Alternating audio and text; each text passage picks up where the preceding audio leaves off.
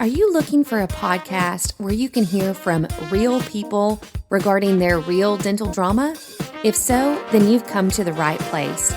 Join hosts Bethany Petty and Dr. Rena Kuba as we dive into the solutions we've created and the mistakes we've made while managing dental drama. Let's get started. All right, you're back again. I'm back. Because we just had too much to talk about last time. I know. That's awesome. So, listeners, this is Amanda. Amanda and I have worked together for years, and Amanda has a long, great history in the dental field and has lots of tips from an office manager standpoint. If you want to know more about her background, you're just going to have to go back and listen to last week's episode, right? Yes, absolutely. So, I'm going to pick right back up where we left off last week, and I'm going to talk through some additional questions that one of my clients had for you. Absolutely. So we get to start with a bang on Let's do it. Conflict resolution. Let's so I'll read his question. Yes, absolutely. It says, if you have two team members who are having a conflict, how do you specifically handle this, and how early are you intervening to address this? That's a good one. A good question.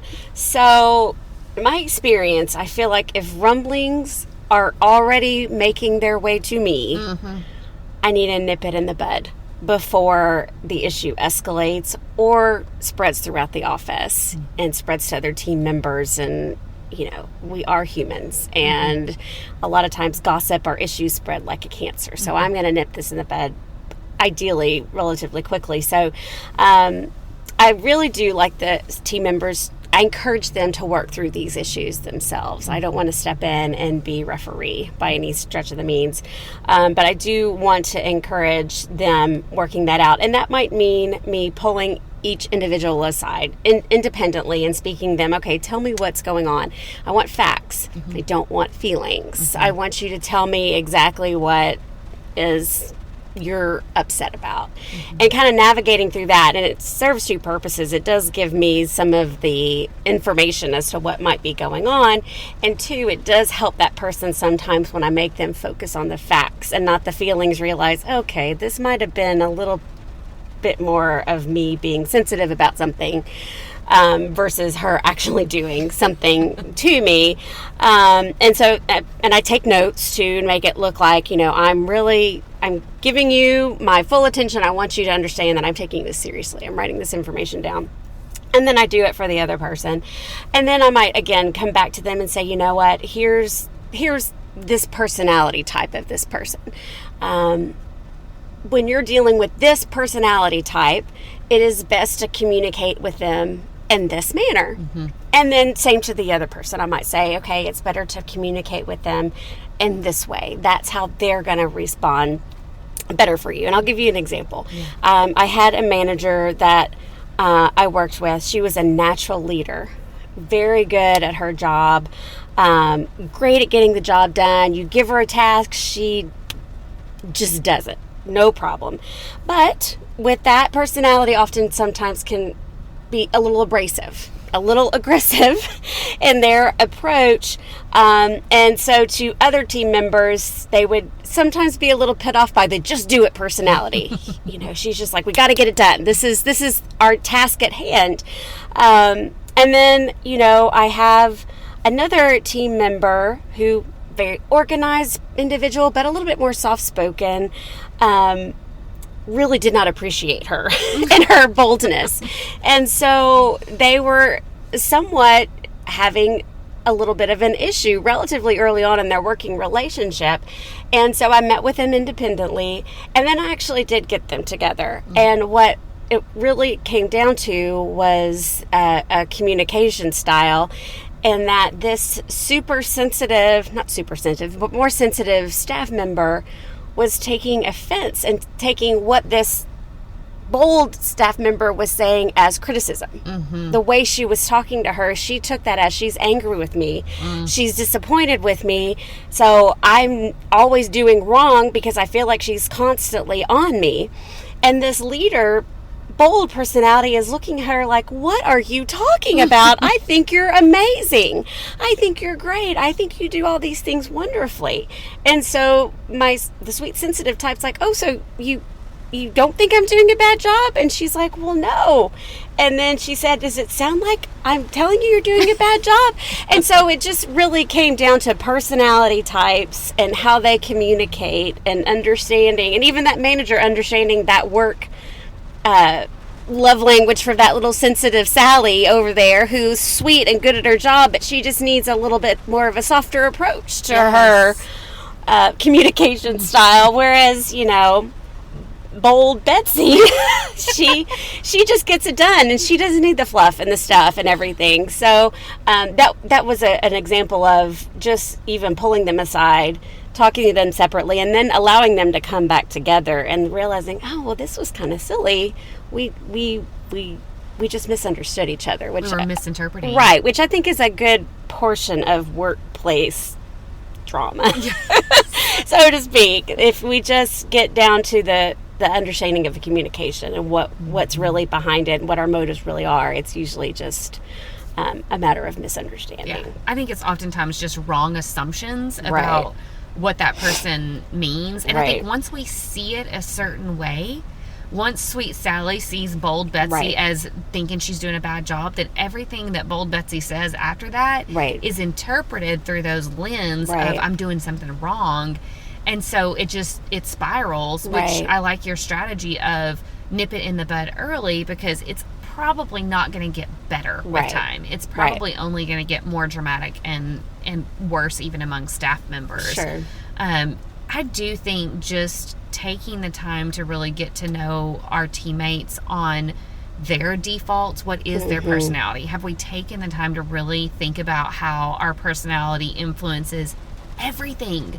100%. It influences how we approach a task, how we communicate with our team member, how we receive communication. The pace at which we work is impacted by our personality. How quick we are or slow we are to make a decision is impacted by our personality. And so when you just mesh a bunch of that into one small workspace, like, conflicts are bound to arise. And if we use that as an opportunity to really bring those two together in a way that causes them to, like you said, focus on the facts and not on the feelings, then once we really boil it down to the facts are oftentimes weak. It's like there really wasn't anything 100%. Yeah. You start to self-reflect and realize, oh, I really put a lot of extra assumptions into my lens of how I was viewing the situation. Yes. And bold Betsy probably was not trying to be unkind to me. Or, personalities are huge. I mean, and I even think that, if you have two different personality types at the front that are in the wrong positions, that in and of itself can create conflict. If I've got, type A Amanda, who is having to do all of the extroverted, sunny position, I've got to do all of this, and then I've got the sunny Stephanie position, extroverted, and she's having to do the insurance and the financials. They're both dying inside. They're not happy. They're probably frustrated with each other. Whereas if I had type A Amanda doing the really organized stuff where she shines and she flourishes, and I have sunny Stephanie over here greeting all the patients and talking to the new patients, that's where she shines. That just the quick role reversal will oftentimes, alleviate any potential issue or drama that you might be having within a front office, for example. Yeah.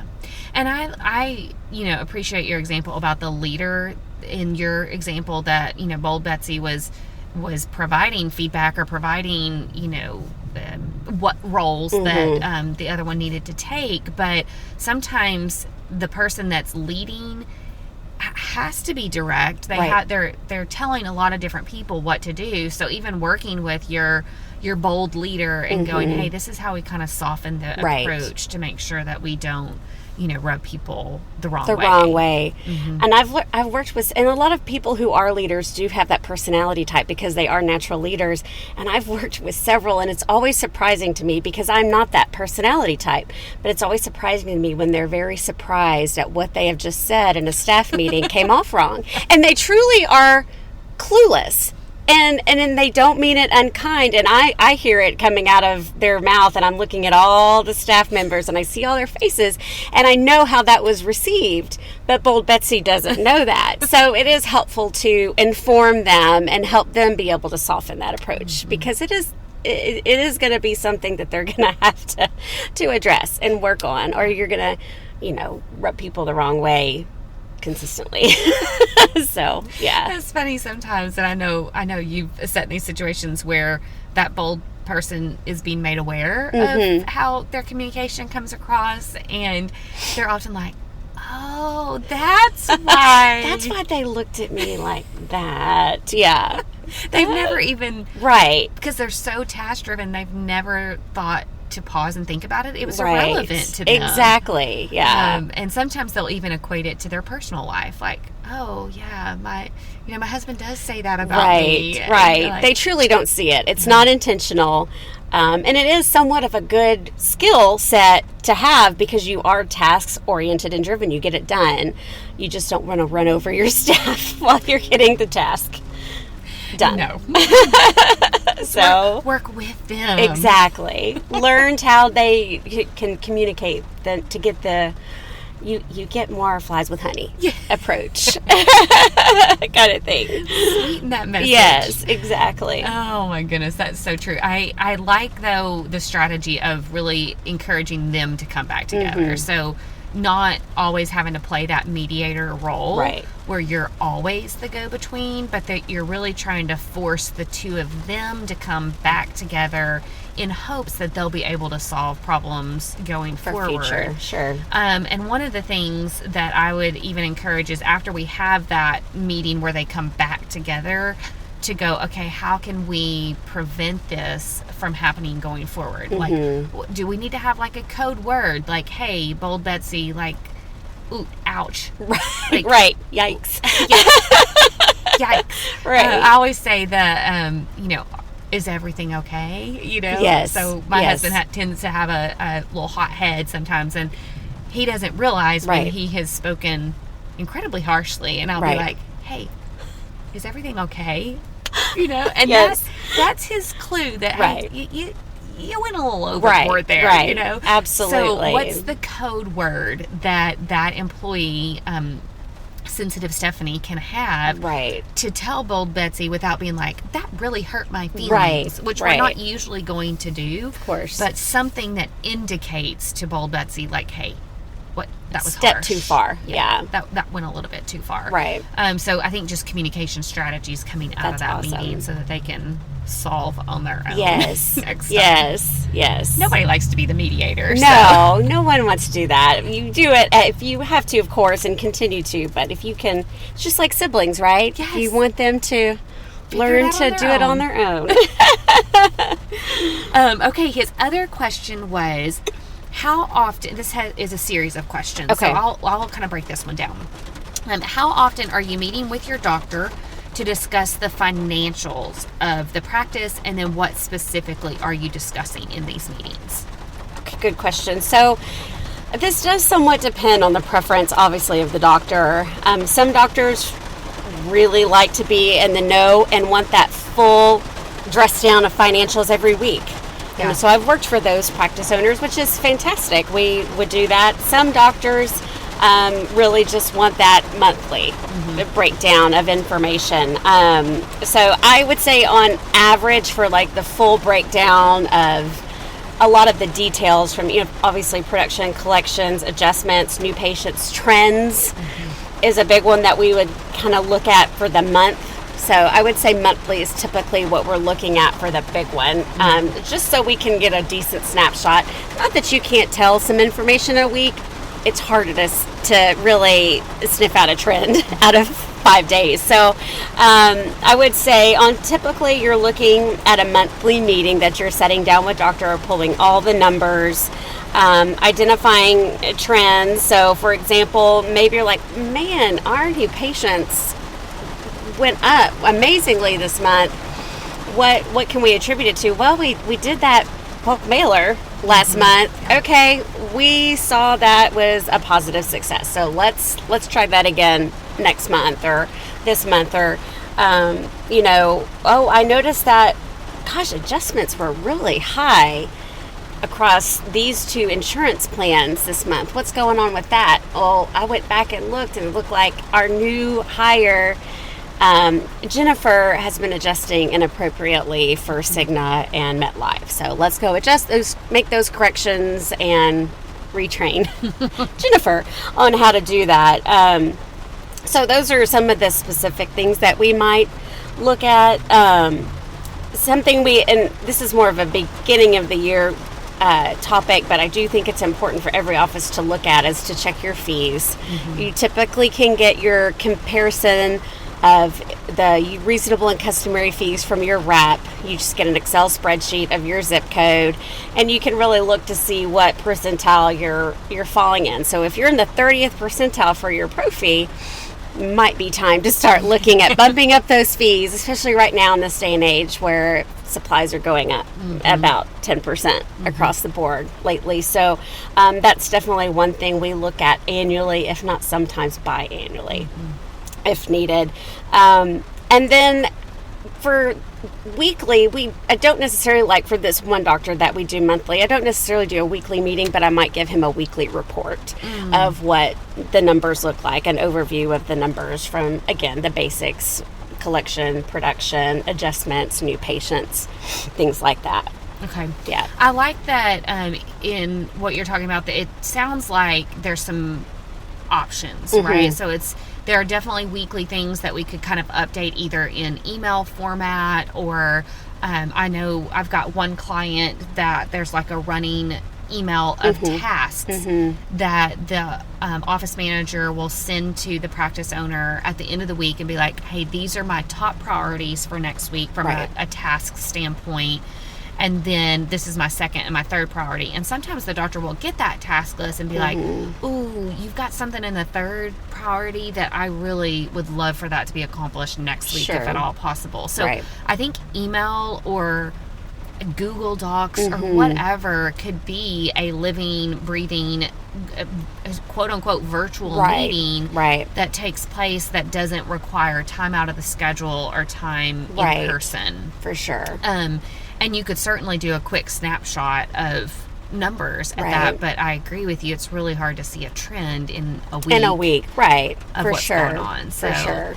I like the idea of that. And then I would say, if you've got a doctor that's just like, no, I need to see you, I do best with in-person communication. Okay, right. Then we'll do it 100%. But I do think the monthly is where you get more of the, like you said, the trends of, new patients are down compared to last month, or adjustments are up. Those are trends that really the office manager should be picking up on, and then communicating that to the practice owner to try to figure out what's going on. So, for sure. Sounds like monthly for sure, definitely. And then weekly optional. Yeah. And I think it does vary too on the responsibilities of the office manager. Some practice owners have the office manager doing some of their books, some of their bill paying and everything. And so that kind of adds another level of, maybe, at least in the very beginning, you're doing it every other week because you're paying bills and stuff. And you're like, I noticed that, man, the Shine bill, it was about 30% up this month. I just want to let you be aware of this. Well, that's because gloves are ridiculous right now. So we just did a huge order. So that might add another layer in there if you've got the office manager involved in that part of the finances of the practice, and keeping track of your QuickBooks, essentially, and your incoming and outgoing. Yeah, so there may be more content to talk about. Exactly. Frequently, and that would, if you saved that all for monthly, it might make a super long monthly meeting. Right. I had one client that actually did a weekly meting, but each week was a different focus. Like week one was focused on like employee things, like here's a quick update, because she was more of a liaison between the practice owner and the team.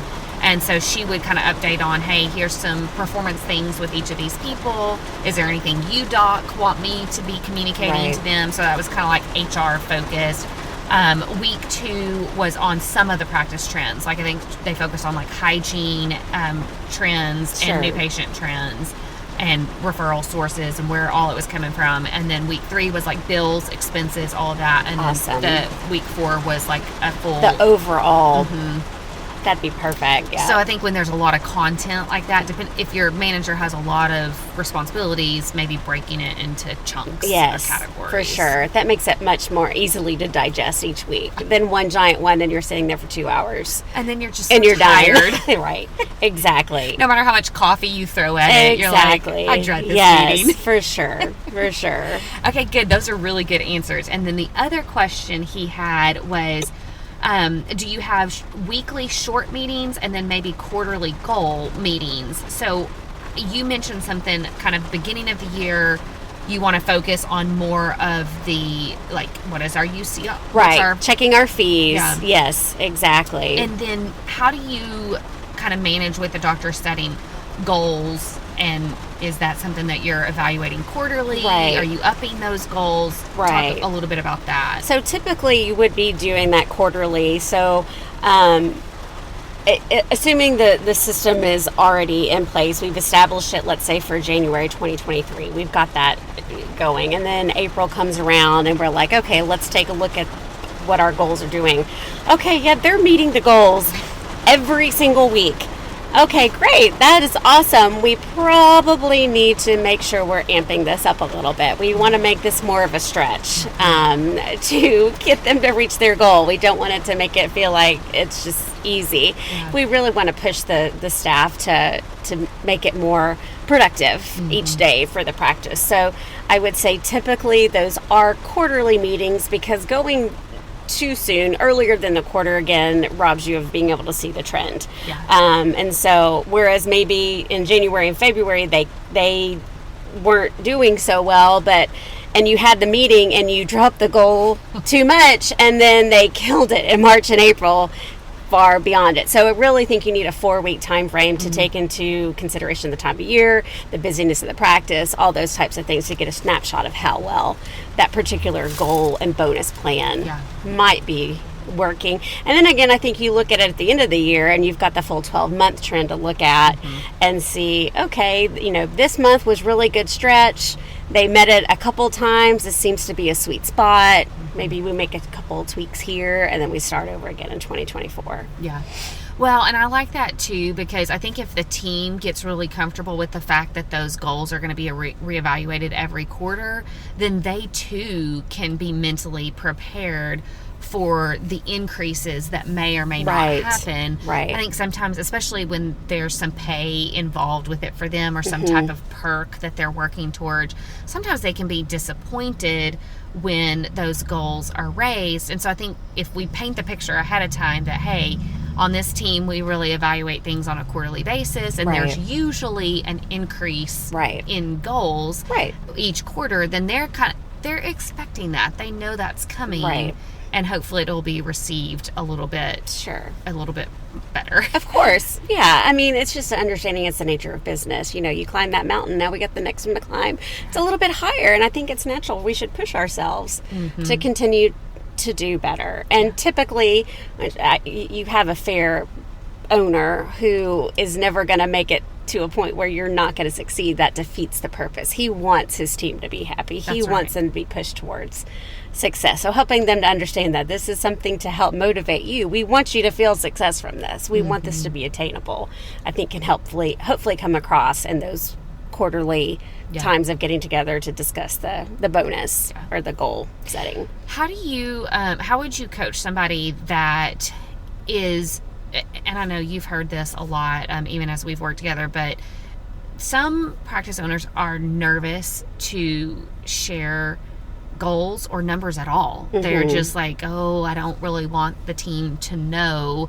What is your perspective on that, and how do you feel like it can be communicated in a way that's still effective for the team? It's a good question. So I feel like, and maybe it's good for the practice owner to sit back and say, why wouldn't you want them to know? What are your reservations of them not knowing? And hopefully if they can identify that there aren't necessarily any great ones that I can think of for them to keep them from knowing, because ignorance is not bliss, especially in a business where you've got people who are propping up your business and helping it to be productive. So I think knowledge is power for a lot of our team members. And I even remember as a young 20-something starting out in this practice in Dallas, which at the time it was a very large, lucrative practice, and just to understand and see those numbers, and that how I, as the marketing person and the new patient person, contributed to that. That brought me so much satisfaction and pride in what I did. So I think instead of having a fear of them having that knowledge, it's really an empowerment to have to understand that. And even, they can understand what doc's overhead is. If they're really worried about a staff member thinking, oh, well, you make that much money. Well, yes, but overhead takes 70% of that, helping them to understand I'm not, rolling vacationing, in the Maldives every other weekend. This is how we run the practice, and these are the financials, and this is how you help contribute to the financial health of our practice. So I don't think it's anything to hide. I think it's something to empower your team to understand the numbers and letting them see each day. I know hygienists who they don't get to see their numbers, and they're like, I'd love to know what I'd produce.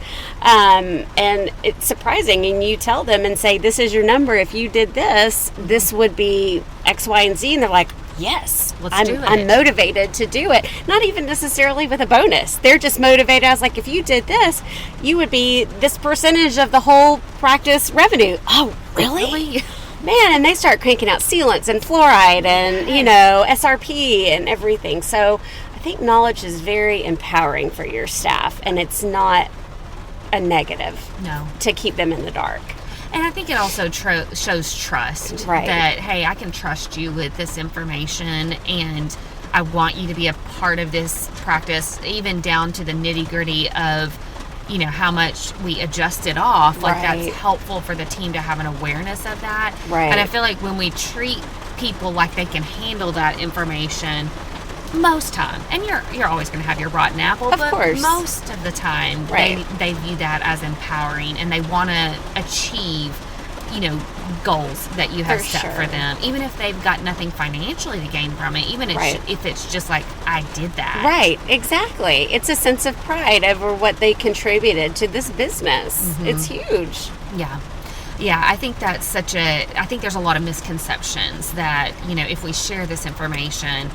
And I love your suggestion of, if you're nervous about them seeing how much the practice produced and collected, yes, show them also the overhead percentage and break it down. Not just like, but I spent 70% of that. It can be like, okay, great. Let's also look at where we are from an overhead standpoint. Wow, our supplies went up from 7% to 10%. Ooh, wow. So out of that $100,000 that we collected, 10,000 of it went to supplies. Let's take a deep dive into that and figure out what's going on.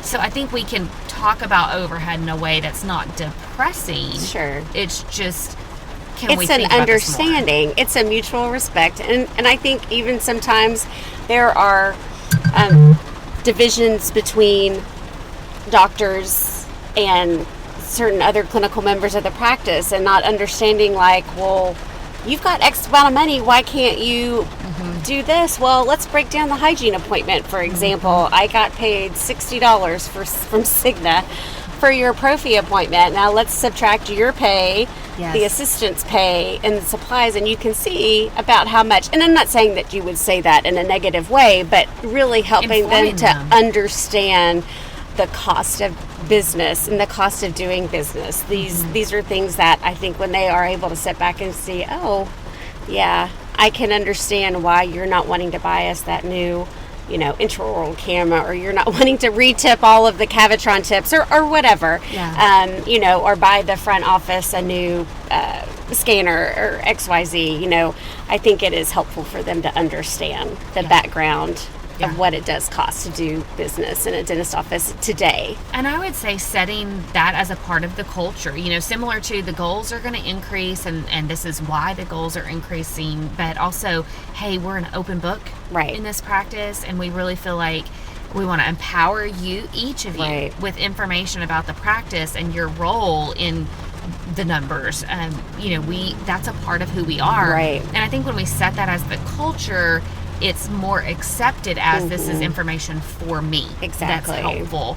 And I would say if that hasn't been a part of somebody's culture, that we can easily turn over a new leaf and go, you know what, I am wanting to change some of the culture that we've had in this practice. And so starting this month, we're going to make sure you have a really good system before you roll it out, but this is what we're going to do.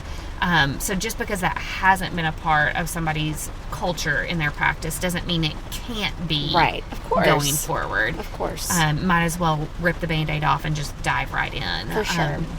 But I agree with you. I feel like knowledge is power. And our team, in most situations, our team can handle that knowledge. Right. And it's not going to bite you like you think it is. Oh, 100%. Yeah. Very rarely, I would imagine. And if it does, then there's something else probably going on with said team member that is outside of the issue with discussing financials, if I had to guess. Don't base your decision to share practice information on that one person. Exactly. If you're doing that, then it may be another discussion to be had, potentially. Another uncomfortable discussion. Yes, no, thank you so much for sharing the information. Sure, of course. Thank you. Dr. Patel is the one that submitted these, so thank you, Dr. Patel, for the great questions. I feel like he hit some really good ones. He did. He really did.